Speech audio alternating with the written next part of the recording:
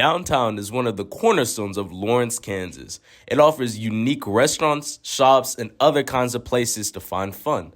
One interesting thing about downtown is how some businesses actually have cats that roam around their stores. These businesses have become well known for those cats. Amanda Barker, an employee at Wonder Fair, gave us some insight to their cat, Dave. He absolutely is kind of the image of the store. He helps the business by making people happy, hanging out, like keeping the vibes like friendly and sweet. Our bosses really wanted to have a business with a cat, but being a paper store, they were really apprehensive about bringing a cat in because cats like to scratch and jump around and tear up stuff like this box. So they just weren't positive a cat would be a good fit for the store. But they went to the Humane Society and they said to the people working that they were looking for a cat to live at Wonder Fair, but they wanted to meet a cat that maybe wasn't so mobile or active, because then that cat might not be so quick to destroy product in the store.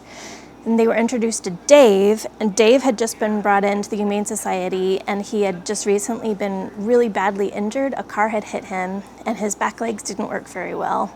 And they met him, and they loved him, and he wasn't very mobile at all. So they adopted him and brought him in. What an amazing story about how Dave came to be at Wonder Fair. That's not all, though, because there's also a sweet cat at the Raven Bookstore named Dashiell. Jack Hawthorne, co-owner of the Raven Bookstore, gives us insight into how Dashiell adjusted to living at the store. From what I've heard, it sounds like there was a period of adjustment. They were a little shy at first when they first came home to the bookstore at our original location.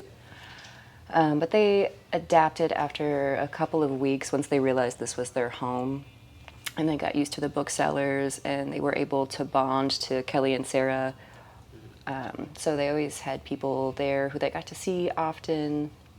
In terms of training them, I think it's more about informing customers about their boundaries, because Naya was always really great with kids just because she's a very patient cat. Dashiell, I think, has had his fill, because sometimes kids don't know how to be gentle, they don't understand certain cues, so we just have to let kids know and keep an eye on them and say, he probably doesn't want to be touched, otherwise he might hiss at you. So that's about it. Those were just a few cats that live downtown. If you're interested to see any other cats, then stop by Love Garden, the Dusty Bookshelf, or Lucky Dog. Also, stay tuned because there's a cat cafe opening up soon that will be on Mass Street. This has been Jean-Luc reporting for the LHS Budget.